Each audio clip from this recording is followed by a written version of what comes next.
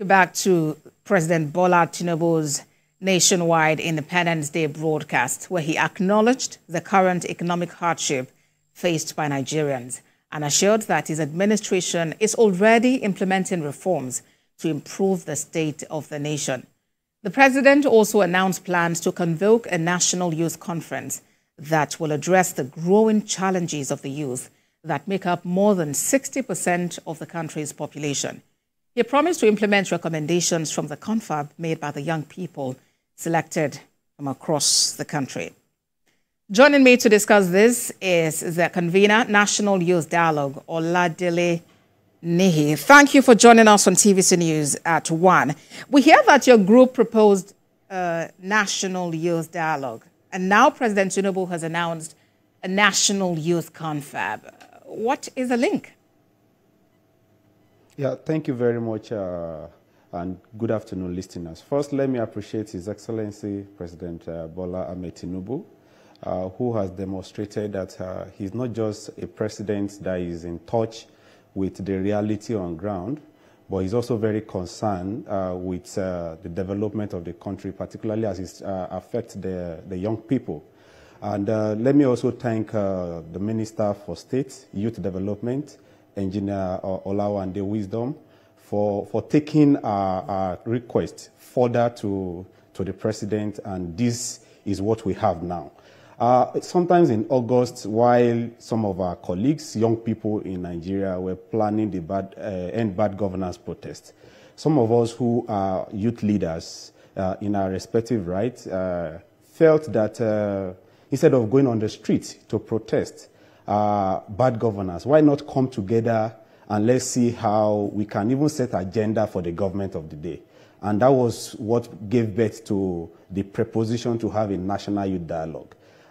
This was convened by the Forum of the Special Advisors to Governors in the 36 states of the country, and we immediately visited the Minister for State Youth Development, because as much as we want to have an independent dialogue, it is also important that we have the side of government so that we are not mixed with those who are planning to protest. And the minister immediately keyed into it and said he is willing to run with this because he is privileged to be minister appointed by the president, and so he believed that the president will love this idea. And we started writing out our letters, reaching out to relevant stakeholders, young people. Our intention was to have the dialogue on the 15th, 16th, and 17th of this month. And we've written to all the state governors. But immediately the president returned from China. I believe he saw the letter we wrote to him, invited the relevant stakeholders and said, no, instead of you people having a dialogue for a few days, which is just 3 days, for a country with a high population having over 60% of them as young people, I think we should make this elaborate. Our intention before was to have young people across the 774 local governments, but now that the president is proposing a 30-day national youth confab, this has given us more opportunity to also bring more people.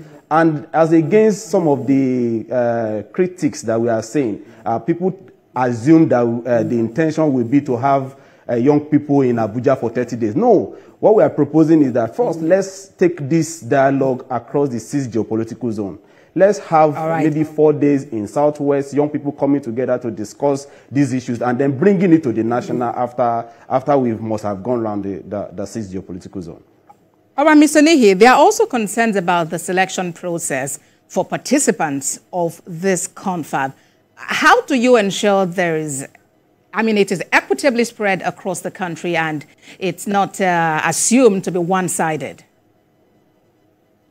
Well, that is one of the reasons why we are proposing, since it's now going to be a 30-day national youth confab, we are proposing that we take it closer to the people. Instead of having just few people, initially in our proposition for the national youth dialogue, we're proposing 1 representative per local government, which will give us 774.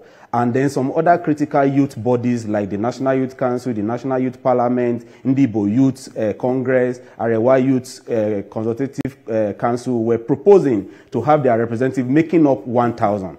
Now that we are having a 30-day approval from the president, what it means now is that we will now go closer to the people. If we are holding in Southwest, we bring more people from the local government. If our initial arrangement was to have one people, we can now have like 10 people per local government. And the African Youth Charter defined a youth as someone between the ages of 18 and 35. So irrespective of whatever you may call it, as long as you fall within this age, and even if you are a youth leader who is slightly above the age of 35, you also qualify. So the 30 days approval by the president has only given us more opportunity to have more young people to participate in this dialogue. And like I said, by the time we go around the 6th geopolitical zone, we'll now be able to have more people participate and then have a recommendation that will be put together and submitted to the president.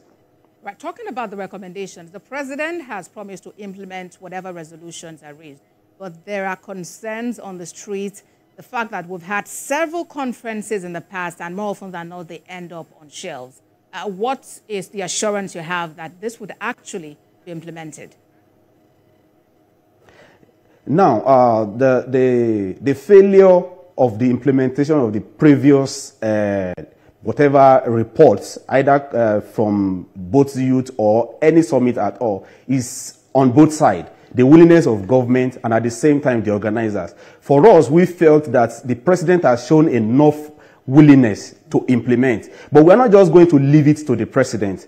Part of what we are going to do is also to set up a national youth implementation task force who will also make sure that they monitor the recommendation and the implementation of this.